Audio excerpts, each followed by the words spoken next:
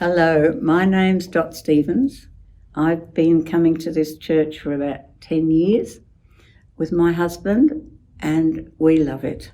It's a church where you can relax, be yourself, be accepted, be loved, be taught the things of God, of His love and His grace and His acceptance.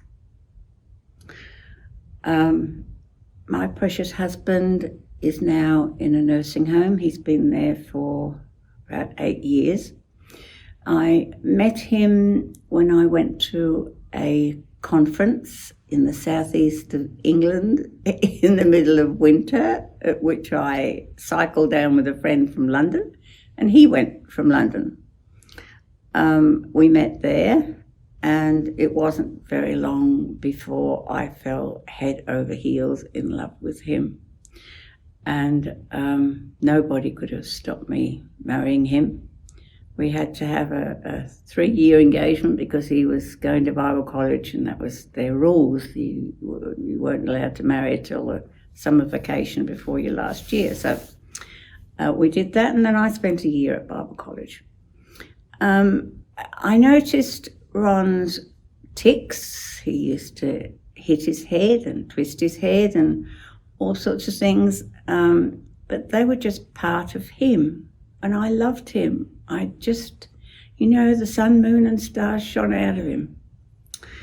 And so we married, and I thought this man in shining armour, my knight, was going to make up for all the pain that I'd had in males in my life. My father suicided.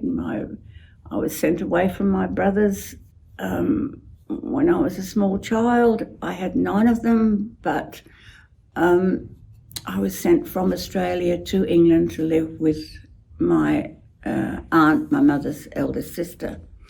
And it was just one after the other of the men in my life that I lost. So he was this knight shining armour who's got to fix it all. So as I say, I accepted his tics. And but then as we were married, and I find this man didn't know very much about love. In fact, he'd asked me to marry him, and I said, he said, would you be my partner for life, was the way he put it. And I said, but you never told me that you loved me. And he said, what's that?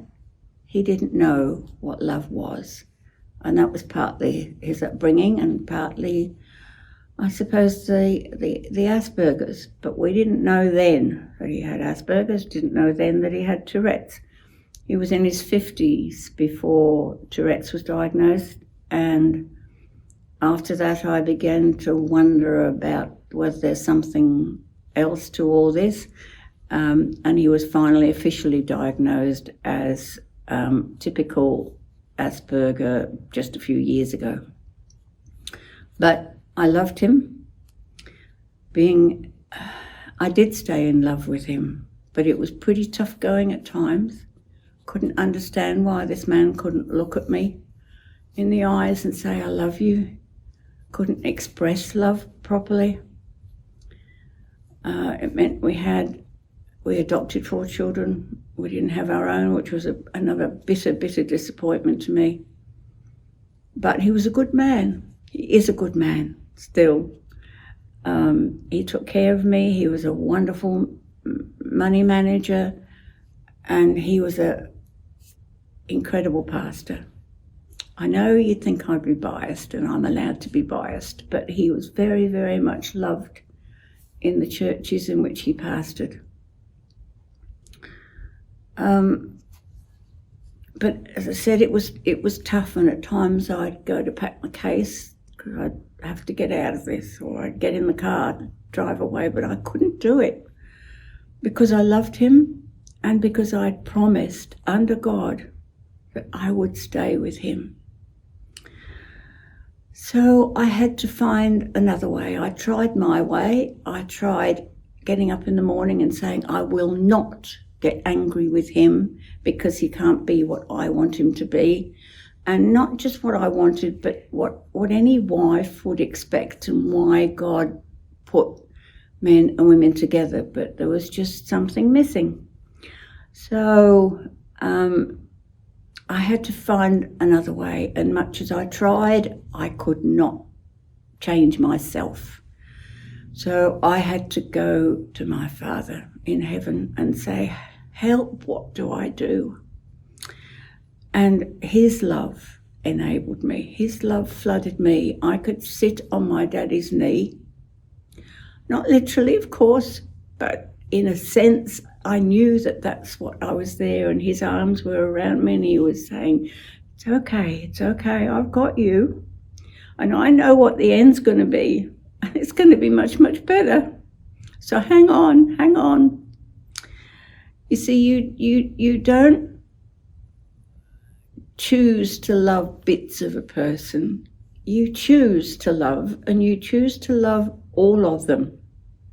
And that's how I stayed in love with him, by God's love, and allowing God's love to flow through me, because I couldn't do it. I couldn't be the wife, big, best wife that I wanted to be.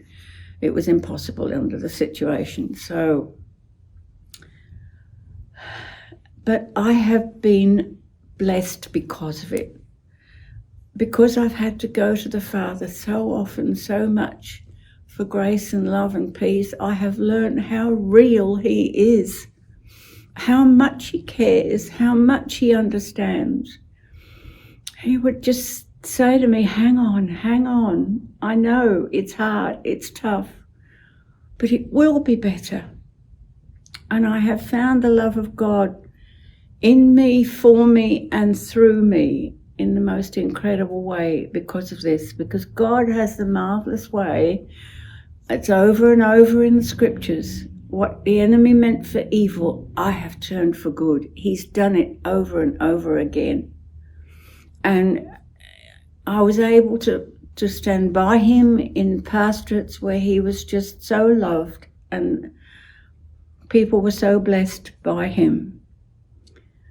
So you have to accept the person that you've married, that you've fallen in love with, not want to change him. Why would you want to change somebody that you fell in love with? That's ridiculous. So you learn to accept the whole of the person and see the parts of them as a compliment to you. Ron was the most tremendous organiser. Absolutely marvellous. You know, I didn't have to worry about organising holidays. He'd do it all. Just a terrific organiser. So he, in many ways, made up for my deficiencies. The only problem was that we weren't spiritually close, physically close, and soul close. But now, just the other day, I'm a bit of an idiot. Sometimes I can fool around. And I said to him, are you glad you married a nutcase? And he looks at me full in the eyes. And I saw a twinkle in his eyes, and it might have been a tear. I've only seen him cry once at the loss of one of our pets. And I could see into his eyes, and he looked into mine, and I looked into his. And he said, yes. And I told him that I'm more in love with him than ever. And he said, yes, and I love you. He's learnt that. He's learnt God's love through me, and that is the most incredible privilege to be allowed to do for anyone, to show them God's love by the way that you have proved God's love. And all of this is only through Jesus, because Jesus showed the greatest love to us, and that he died on that cross. He went through. I don't like to think of the agony that he went through, which was physically bad enough, but he hung on that cross and bore the sins of every person that's ever been and ever will be in this earth. That was God's love. That was the love of Jesus. And Jesus gives his precious Holy Spirit within us to enable us to love with the love of God. So one of the big things is that you need to learn to accept the things about your spouse that you're not too thrilled about. because you can't change them. Only God can change them, but God has changed my darling through his love, through my love. And I'm just so thrilled. Bless you all.